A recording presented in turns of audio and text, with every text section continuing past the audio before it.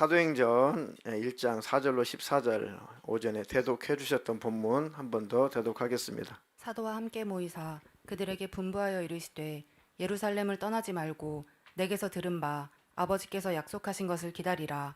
요한은 물로 침례를 베풀었으나 너희는 몇 날이 못되어 성령으로 침례를 받으리라 하셨느니라.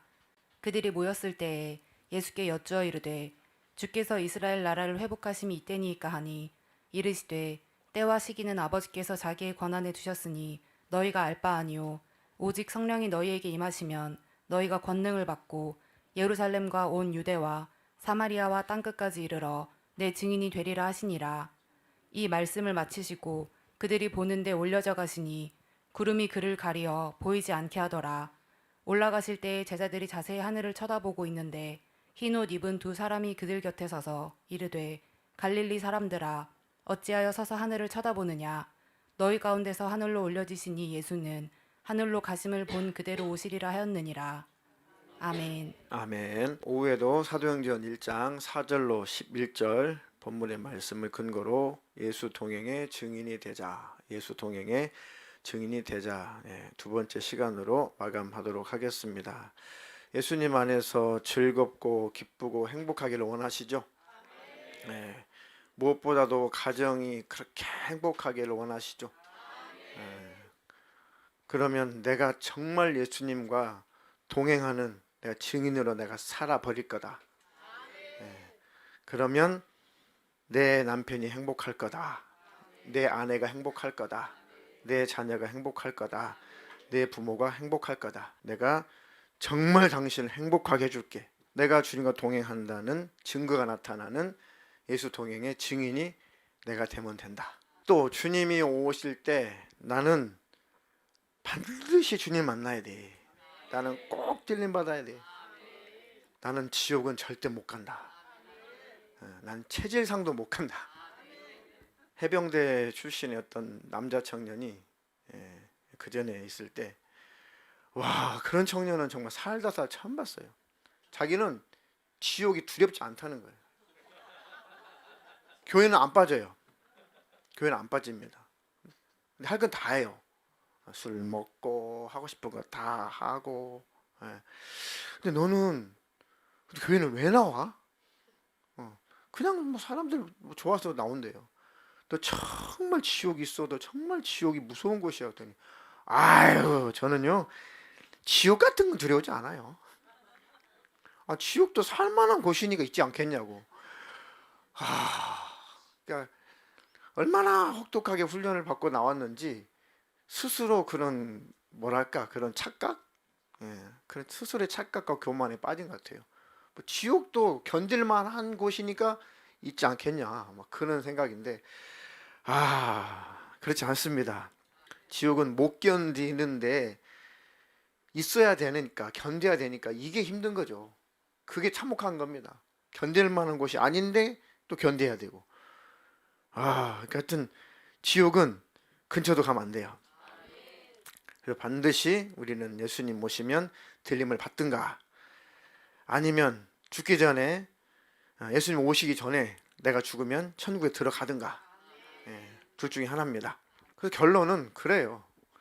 내가 천국에 예수님 오시기 전에 죽어서 천국에 들어가든 내가 살아있을 때 예수님 오셔서 내가 들림을 받든 어쨌든 예수님과 함께하면, 예수님과 동행의 삶을 살면 언제 예수님 오셔도 나는 지옥은 안 간다. 아주 단순하게 생각을 하세요. 내가 예수님과 친밀하게 동행을 하는데 내가 예수님께서 내가 지옥 가도록 나를 버리시겠냐. 내가 예수님과 분명히 사랑의 교제를 하고 예수님과 친밀한 동행을 하는데 예수님이 공중에 재림하셔가지고 나 너 모른다, 내가 너 기억이 안 난다 하실 수 있겠냐. 하나님이 거짓말장이라면 그렇게 하실 수 있지만 하나님은 거짓말을 하실 수 없는 분이라고 그랬어요. 주님, 저와 주님과 친밀하게 교제하는 삶을 살았잖아요. 저를 모르세요? 모른다라고 하면은 예수님이 거짓말장인 거죠. 예수님이 거짓말 하시는 분이 아니기 때문에 주님과 친밀하게 동행의 삶을 사는 사람은 절대로 버림당하지 않는다. 그러니까 오전에 첫 번째 예수님과 동행해야 되는 이유의 첫 번째는 내 영혼 때문에. 첫 번째 이유는 누구보다도 그 어떤 것보다도 내 영혼 때문에 반드시 예수님과 동행의 삶을 살아야 된다. 절대 끊어지면 안 된다. 그런 증인이 있는가? 성경상에 그런 많은 증인들이 있지만 에녹이라고 하는 그 인물을 예로 들어서 설명을 했습니다. 조금 더 그 에녹에 대해서 부연 설명을 하게 되면 에녹이 65세에 아들을 낳았는데 그 아들의 이름이 뭐라고요? 무두셀라죠. 무두셀라. 그리고 자식 낳고 300년을 하나님과 동행하며 살다가 하나님께서 부르셔서 죽음을 맛보지 않고 휴거당했단 말이에요. 들려 올라갔습니다. 육신은 다 원소로 공중에서 분해가 됐을 것이고 그 영혼은 천국에 들어갔단 말이죠. 그게 지금 오늘날 마지막 때를 살고 있는 우리에게 교훈하고 계시는 거잖아요. 봐라, 에녹도 그렇게 하나님과 동행하는 삶을 살더니 들려 올라갔다. 그럼 마지막 때 예수님이 오실 때 예수님과 동행하는 사람들도 당연히 들러 올라가는 거 아니냐. 그렇잖아요. 에녹이 하나님과 동행하는 삶을 살더니 들려 올라갔다. 그러면 예수님이 공중에 재림하실 때 예수님과 동행하는 삶을 살던 사람은 당연히 들려 올라가지 않겠냐. 그러니까 답은 예수님과 동행하는 방법밖에 없다. 에녹이 65세의 아들 무두셀라 낳았는데 무두셀라의 그 이름의 뜻은 뭐라고요? 창을 던지는 자. 부족 사회에서 창을 지키는 자, 창잡이, 창을 가지고 다스리는 그 족장은 부족의 안전을 보장된 사람이죠. 그러니까 안전을 보장해 주는 사람. 그런데 그 창을 지키는 사람이 창잡이가 창을 놓쳐버려, 창을 던져버렸어요. 그럼 그 부족은 다 멸절당한다고 그랬죠. 그러니까 하나님의 심판이 있다. 이 창잡이가 죽으면 망한다. 이 창잡이, 무두셀라 창잡이가 사라지면, 없어지면 멸망한다. 그런 뜻이. 그러니까 하나님의 심판이라는 속뜻이 있는 겁니다. 무두셀라는. 그러니까 에녹은 깨어있는 사람이고 영적인 사람이라 그것을 알았단 말이에요.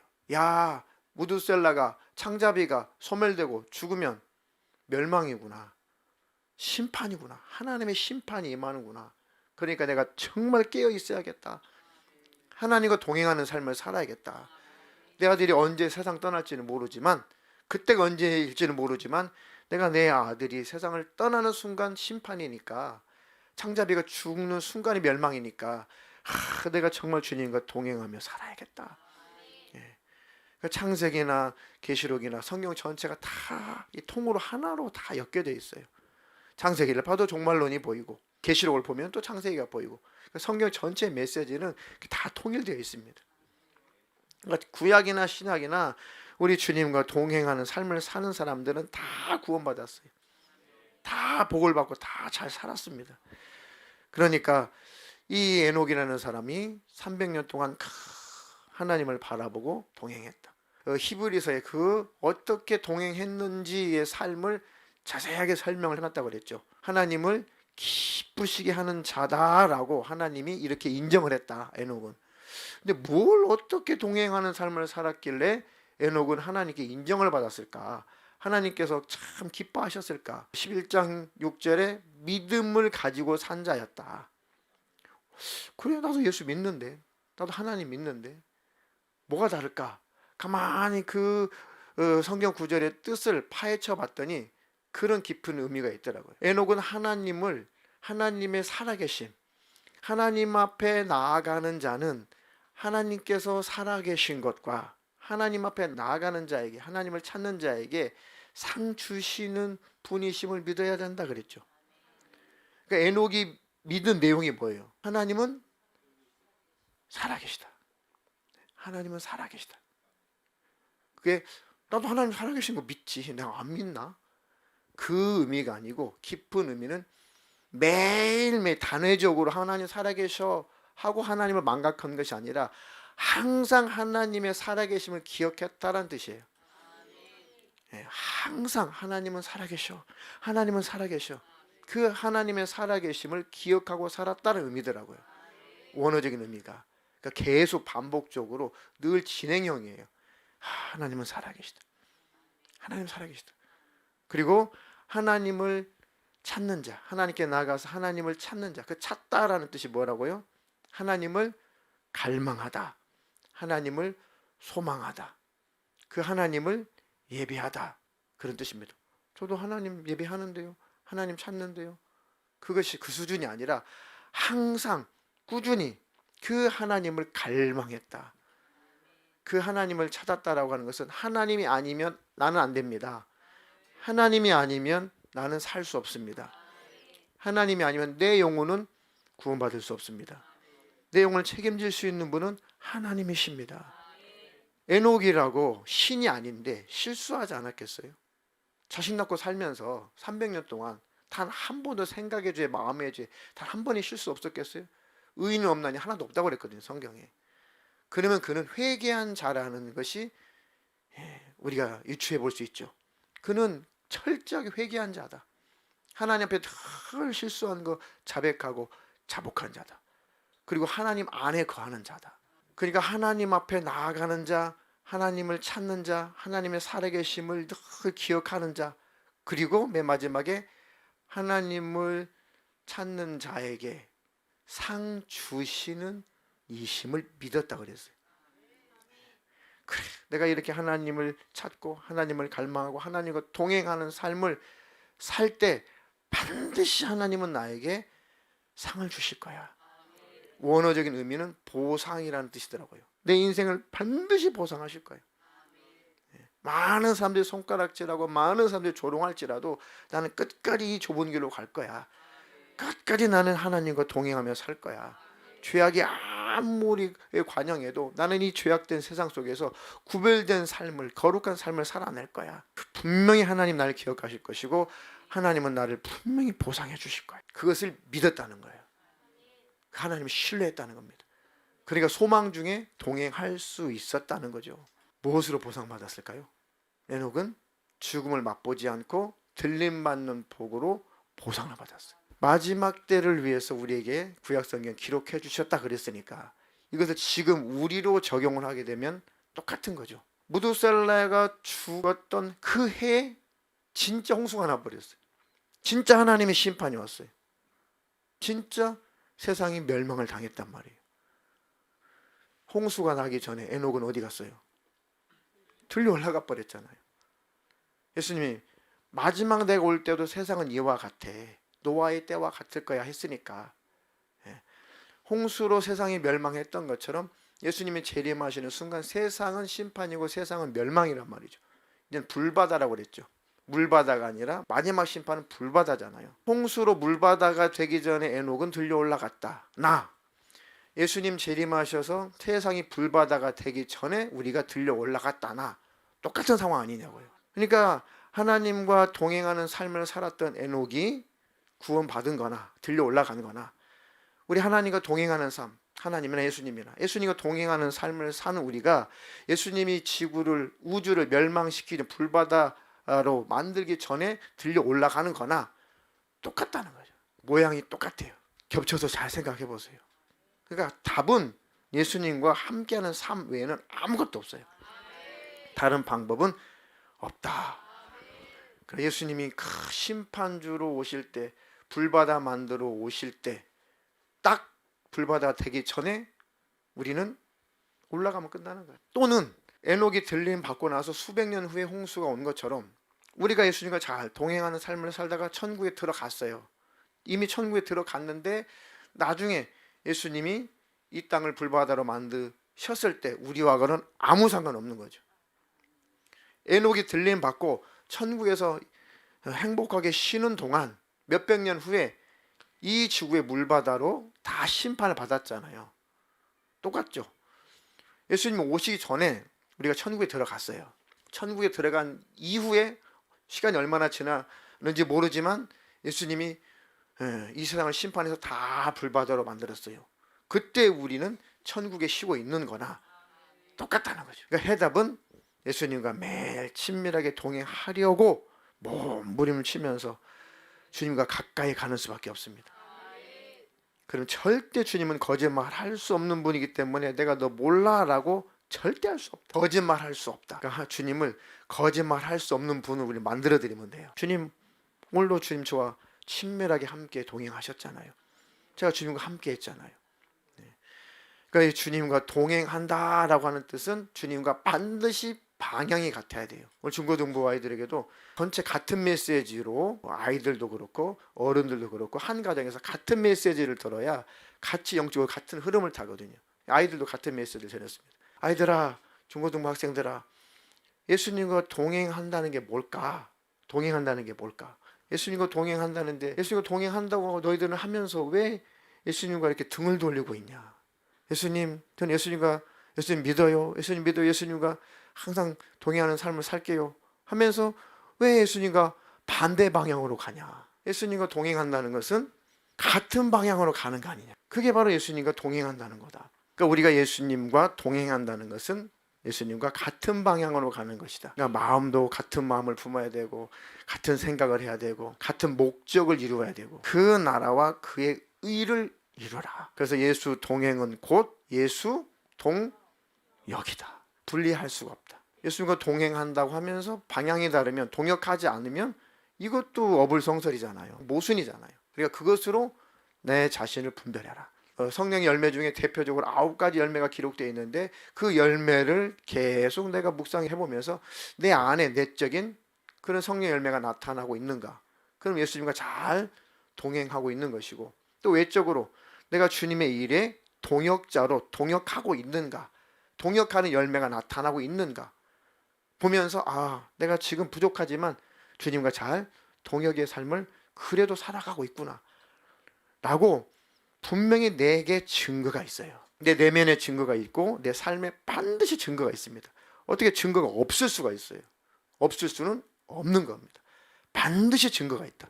내적인 증거가 있고 외적인 증거는 반드시 나타난다. 그러니까 우리는 부인할 수 없는 거죠. 우리도 주님과 행복한 친밀한 동행의 삶을 살다가 주님 오실 때 에녹이 들림받은 것처럼 꼭 주님 만나게 해주시옵소서. 세상 불바다 되기 전에 우리는 들려 올라간다. 에녹이 물바다가 되기 전에 들려 올라갔던 것처럼 우리는 불바다 되기 전에 들려 올라간다. 예수님과 동행을 해야 되는 최고의 이유입니다. 적극적인 이유입니다. 그리고 내가 예수님과 동행하는 동행의 삶을 살아갈 때, 예수 동행의 열매가 나타날 때, 그 증거가 나타날 때, 그 증인이 될 때 당연히 가정은 화목할 수밖에 없죠. 행복할 수밖에 없죠. 내 이웃들이 나도 당신처럼 교회 한번 가볼까?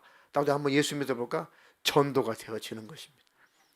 하나님 그렇게 증인이 되게 해주세요. 거기다가 성령께서 쓰시려고 은사와 이적과 능력과 병고침을 나타내 주시면 그것은 하나님의 성령께서 하시는 일이니까 순종하면 되는 일이고, 그게 목적은 아니잖아요. 그래야지만이 절대로 우리는 곁길로 가지 않습니다. 근데 주님과 친밀한 동행의 삶을 살고 싶은데, 믿음을 잘 지키고 싶은데, 그 주님을 먼저 바라보면서 주님을 잘 바라보는 삶을 사는 것이 우선인데, 일단 주님을 바라보지 못하게 만드는 이 어둠의 영들, 악한 영들이 역사를 하잖아요.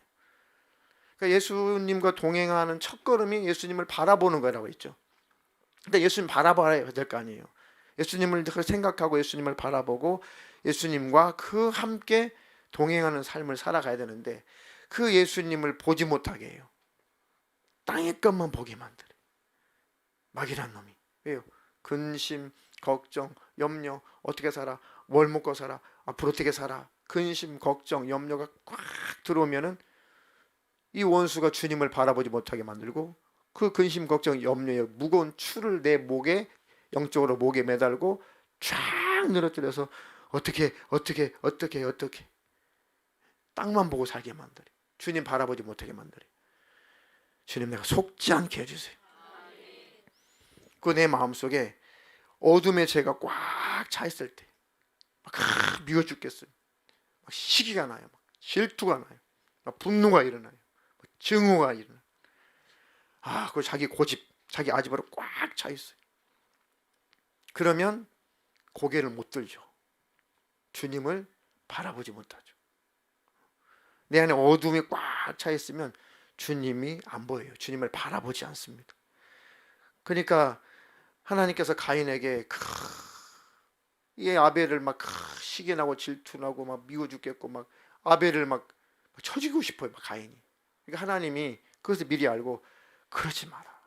네가 막 죄를 짓고 싶어도 죄가 너를 자꾸 요구하고 너를 청구해도 그 죄의 요구를 받아주지 마라 라고 강력하게 하나님께서 가인에게 경고를 했습니다. 창세기 4장 6절로 8절이죠. 여호와께서 가인에게 이르시되 내가 분하여 함은 어찌 됨이며 안색이 변함은 어찌 됨이냐 내가 선을 행하면 어찌 낯을 들지 못하겠느냐 선을 행하지 아니하면 죄가 문에 엎드려 있느니라 죄가 너를 원하나 너는 죄를 다스릴지니라 가인이 그의 아우 아벨에게 말하고 그들이 들에 있을 때에 가인이 그의 아우 아벨을 쳐 죽이니라.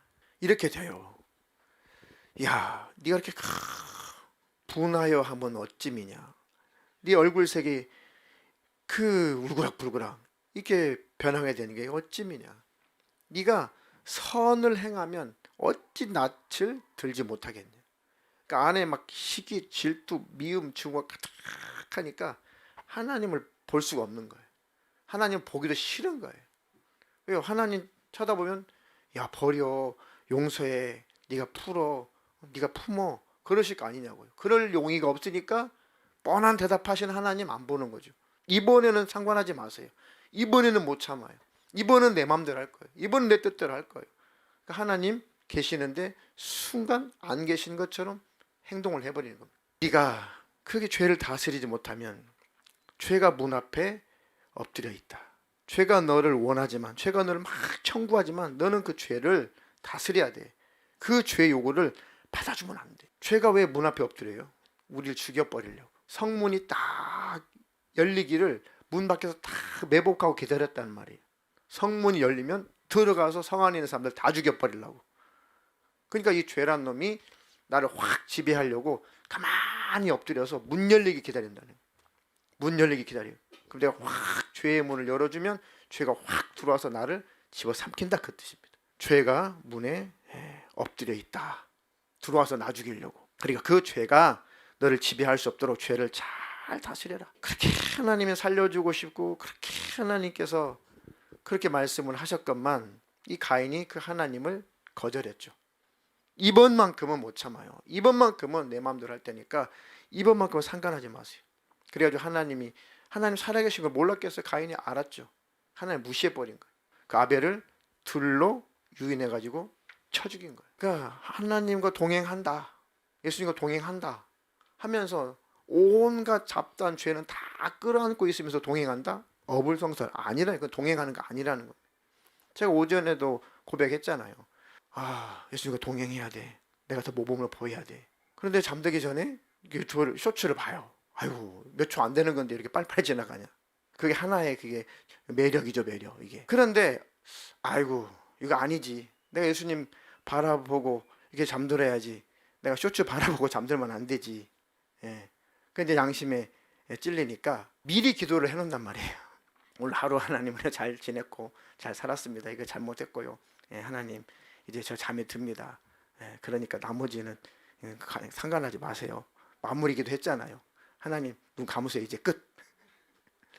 하나님 오늘 하루 마감했습니다. 마감기도 했으니까 하나님도 주무세요. 이제 일단 마감했으니까 하나님과 관계가 끝난 거예요. 이제 하나님 오늘로써 업무 끝. 저 퇴근합니다. 그러니까 나머지 시간은 내가 알아서 쓸 테니까 그냥 하나님도 주무셔. 그래가지고 이제 압축된 거 있죠. 영화 같은 거. 그러니까 영화 보자니 너무 시간이 많이 걸리고.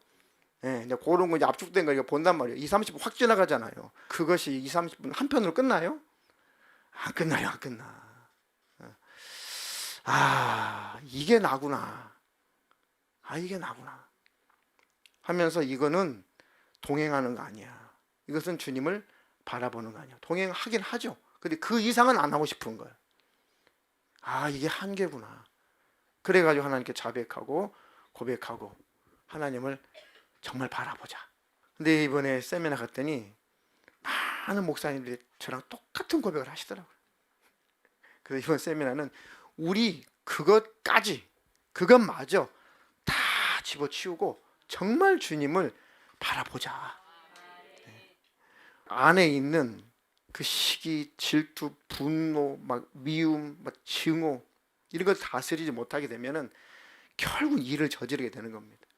집안에서도 마찬가지, 교회에서도 마찬가지고, 목사도 마찬가지고, 성도도 마찬가지고, 아빠도 마찬가지고, 자식도 마찬가지고, 남편도 아내도 다 마찬가지.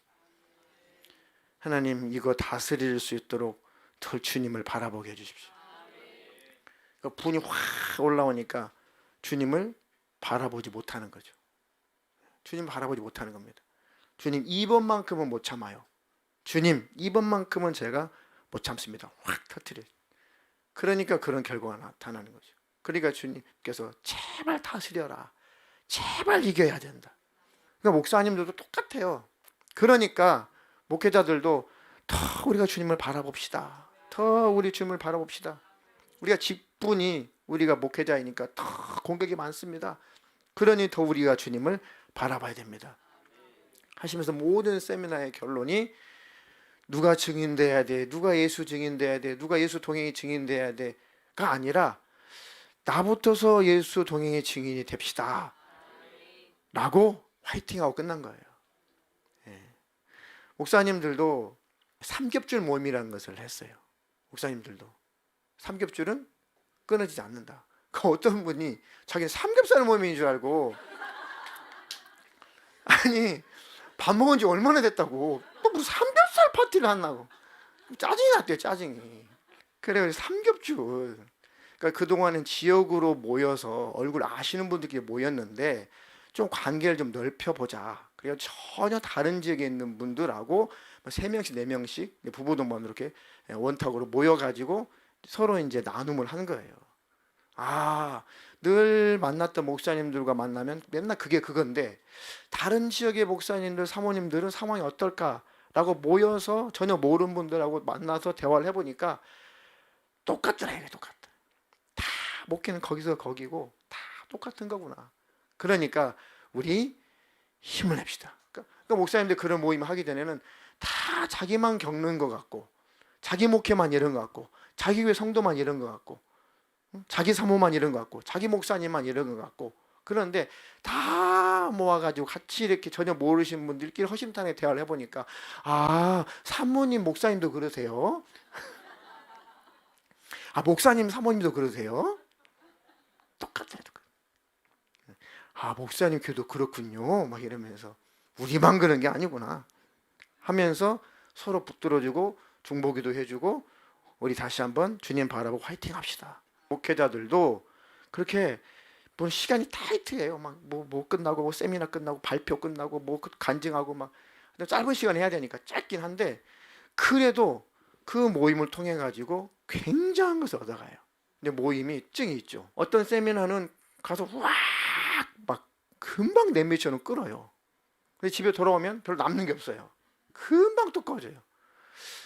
근데 그런 예수동 목회를 합시다라고 하는 그런 세미나는 발제자도 설교자도 간증자도 다 유성 목사님이야. 그런데 별로 불이 안 붙은 것 같은데 세미나 끝나고 집에 돌아오면서 불이 붙어 막. 야, 맞아, 그게 진짜야. 맞아. 저도 오면서 사 먹고 이제 부흥회하고 왔잖아. 막. 맞다. 근데 우리가 문제야? 왜 우리는 뚝배기쳐 이제 끓고 있지? 그런데 다른 분들도 다 일기 내용을 보니까 다 그렇더라고요. 별거 없는 줄 알았는데 집에 돌아와 보니까 막 은혜가 넘친다고 막 카톡에다 올리시고 일기방에다 막 올리시는 거 보니까 아, 우리 정상이구나. 그래서 참 물론 스킬이나 스타일 전달력도 중요하지만 정말 더 중요한 것은 내용이다. 내용. 그 내용이 딱 꽂히니까 계속 이게 우러나. 또 끓여도 또 우러나고. 야, 왜요? 진짜니까. 그게 진리니까. 그게 온전한 것이니까 아무리 그것을 취해도 더 취하고 싶은 거죠. 다시 한번 예수님과 더 가까이 하고 싶고 예수님과 더 친밀해야 됩니다. 너무 단순하잖아요. 너무 쉬운 얘기잖아요. 다 아는 얘기잖아요. 근데 그것이 진짜이기 때문에 그걸 추구하게 되더라 이거예요. 친밀하면 더 친밀해지고 싶고 가까이 하면 더 가까이 하고 싶고 그게 친밀함이에요. 그게 친밀함. 예수님과 멀어지면 더 멀리 가지만 예수님 앞에 가까이 가면 더 가까이 가고 싶으니까 계속 우러나는 거죠. 맞아, 더 친밀해야 돼, 더 가까워져야 돼, 더 주님 바라봐야 돼. 나는 왜 더 바라보지 못했을까? 그러니까 하나님 나 천국 갈 때까지 그 방향으로 가니까 뒤로 물러설 일이 없죠. 그러니까 지옥 가기란 힘들어진 거예요. 그러니까 그걸 해야 천국 간다가 아니라 천국으로 가도록 만들어 버리는 거. 예수 앞으로 가게 만든다. 아멘. 날마다 그래서 예수님과 친밀하게 동행하는 삶을 살고 주님을 바라봐야 되는 이유인데, 바라보지 못하게 만드는 그 원수가 내 안에 있는 죄다. 요 죄를 버려야 된다. 끊어야 된다. 이겨야 된다. 버리고 이길 수 있도록 주님이 힘을 부어 주시옵소서. 그래서 예수님과 친밀한 관계를 잘 유지하려면 늘 같은 방향으로 가면 된다. 예수님과 늘 동역하면 된다. 은혜 받고 기도하고 충만함을 받고 아무것도 주님이 동참하지 않으면 금방 식잖아요. 금방 식어요. 근데 주님의 일에 관심을 가지고 같이 주님과 동역을 하다 보면 계속 기도해야 되고 성경 봐야 되고. 그러니까 저는 혼자 설교를 하니까 계속 주님께 여쭤봐야 돼. 뭘 전해야 될까요? 뭐 어떤 본문을 해야 될까요? 어떤 주제로 해야 될까요? 하니까 생각이 계속 주님을 바라볼 수밖에 없어요. 강해 설교할 때는 좀 쉬워요. 미리 다 공부해 놓고 그냥 매일매일 그 순서에 맞게, 그 진도에 맞게 강의를 하면은 조금 한가한데, 그게 아니라 주님 뭘 전할까요? 주님께 받아서 해야 되니까 계속 주님을 집중을 해야 돼요. 그러다가 쇼츠 같은 거 보고 좀 이게 영감이 떨어지면 죽어나요. 죽어나요. 안 떠올라. 아이고, 뭘 전해야 되지? 뭘 전해야지? 아이고, 내가 미쳤어. 왜 쇼츠 이렇게 많이 봤을까? 앞으로는 보지 말자. 그리고 주님께 집중하다 보면 다시 새록새록 주님의 생각이 들어와요. 그러면 알고 보면 또 아무것도 아니야. 예수 전하라는 얘기구나. 근데 왜 예수가 안 보였을까? 왜 그 음성이 이렇게 안 들렸을까? 듣고 보면은 아주 어려운 것도 아니에요. 항상 비슷해요. 주님의 메시지라는 게. 그게 오리지널이니까. 근데 그것이 가려지는 거예요. 다시 말해 예수가 전부야. 이 영감이 딱 와야지 설교가 나가는데 다른 것이 가려져 있으면은 아이고, 예수 말고 또 뭘 전해야 되나, 이게 되는 거예요. 맨날 전했잖아 그거는. 그럼 다른 걸 뭘 전해볼까라고 다른 곳에 이 시선을 돌리니까 안 떠오르는 거예요. 이제. 왜? 하나님이 영감을 안 주니까. 다시 영감이 회복이 되면 예수지. 그러면 결론은 예수지만 이제 뭐 본문도 달라지고 예화도 달라지고 또 여러 가지 방향은 조금 달라지죠. 결론은 예수지만. 그러니까 날마다 주님을 바라보고 살아야 되는데 방해하는 요소를 이겨야 된다. 예수님과 친밀하게 동행을 유지하려면 동역하는 것이 제일 유리하다. 그래서 빌립보서 4장 1절로 3절도 읽어보겠습니다. 그러므로 나의 사랑하고 사모하는 형제들, 나의 기쁨이요 면류가 아닌 사랑하는 자들아, 이와 같이 주 안에 서라. 내가 유오디아를 권하고 순두개를 권하노니 주 안에서 같은 마음을 품으라. 또 참으로 나와 멍에를 같이 한 내게 구하노니 복음에 나와 함께 힘쓰던 저 여인들을 돕고 또한 글레멘드와 그 외에 나의 동역자들을 도우라. 그 이름들이 생명책에 있느니라. 아멘. 제가 간절히 성도님들에게 부탁하는 게 이 말씀입니다. 우리가 무엇이 그른지 무엇이 아닌지 무엇이 잘못된 것인지 너무 실감을 했어요. 그러면 무엇이 옳으냐까지도 알게 되었어요. 정말 주님을 바라보고 주님의 그 은혜, 구원해 준 주님의 그 은혜와 그 사랑에 겨워서 열심을 내어서 이제 올바른 열심을 내야겠다. 이게 주님이 바라시는 올바른 신앙이다.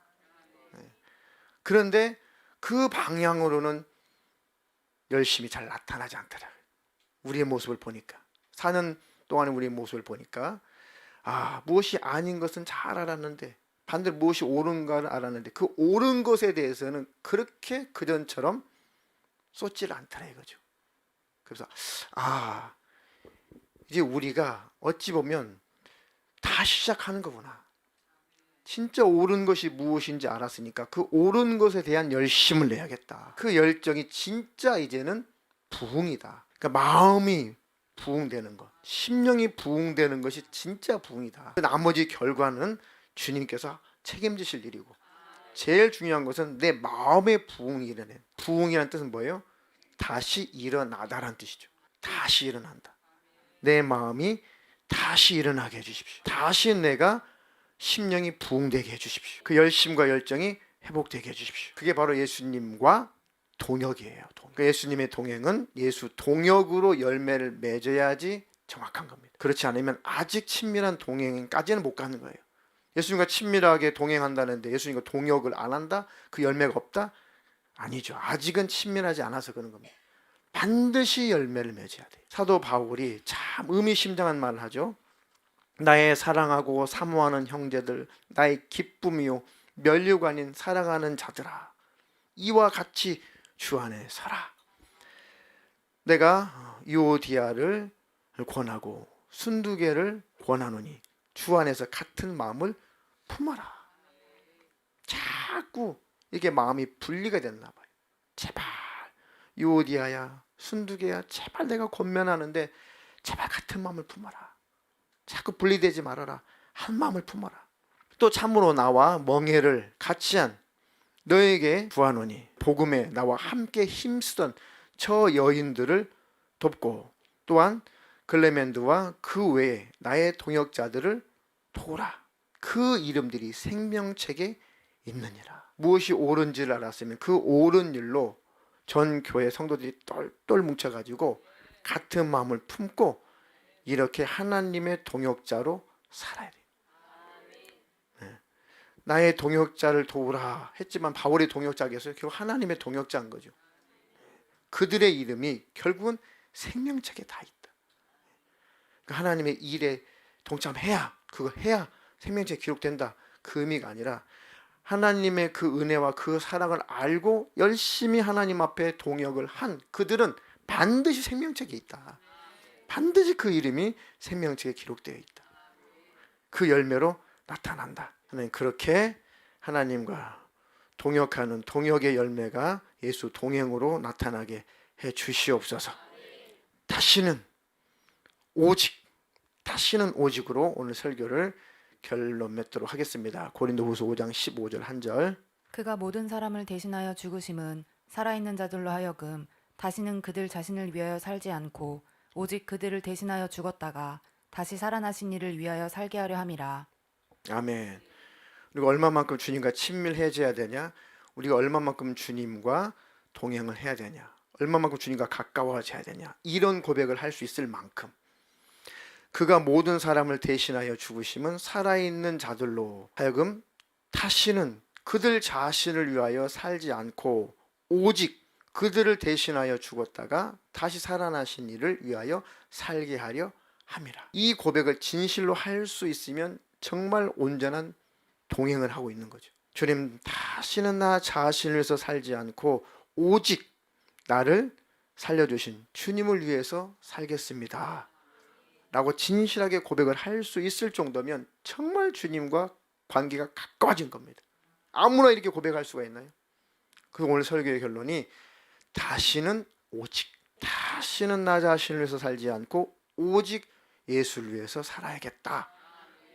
억지가 아니라 기쁨으로, 즐거움으로, 감사함으로 하나님 다시는 그리고 이제는 오직 이 믿음으로 살게 해 주시옵소서. 그 열심히 셀 모이고 또 평일날도 또 모이시고 예배 시간에 모이시고 기도하느라고 모이시고 그 모임이 예수를 중심으로 모이면 큰 영적인 힘을 발휘할 것입니다. 목회자도 삼겹줄 모임 한대잖아요.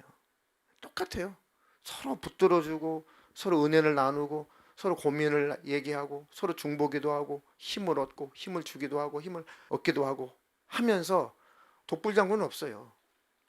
그 공동체를 통해 가지고 성령님이 역사를 하시고 그 속에서 나를 보게 되죠. 야, 내가 정말 대단한 줄 알았더니 내가 저 사람을 품을 수 없는 그런 존재구나. 난 정말 주님 사랑하고 주님과 친밀하게 동행하는 줄 알았더니 내가 저 사람의 저 모습도 내가 못 품구나. 나는 정말 예수님과 친밀한 동행하는 사람 맞는가? 아니구나. 내 수준이 아니구나. 공동체에서 그 모임을 통해서 우리는 교훈을 얻는 거예요. 성경 그렇게 되어 있습니다. 그래서 모여라. 모이길 힘써라. 용납해라. 용서해라. 품어라. 너보다도 남을 나보다 더 낫게 여겨라. 그게 혼자 있을 때는 모르잖아요. 근데 모여서 대화하고 모임을 하다 보니까 내가 보이는 거죠. 야, 내가 교만하구나. 내가 다른 사람들을 잘 얕잡아 보는구나. 다른 사람 품지 못하는구나. 내가 교만하구나. 내게 사랑이 없구나. 그래야지 비로소 하나님 앞에 부르짖어 기도하죠. 내가 보여야. 근데 혼자 신앙생활하면 내가 안 보여요. 내가 안 보이니까 내가 뭐가 잘못된지도 모르고 내가 하나님께 부르짖어 기도해야 될 이유도 없는 거예요. 그리고 다 판단만 해요. 저 사람 저거밖에 안 되고 쟤는 저거밖에 안 되고 이거밖에 안 되고. 그러다가 믿음이 성장되지 않은 겁니다.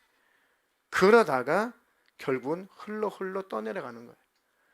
그러니 하나님 정말 내가 겸손하게 해주세요. 겸손한 자가 되게 해주시옵소서.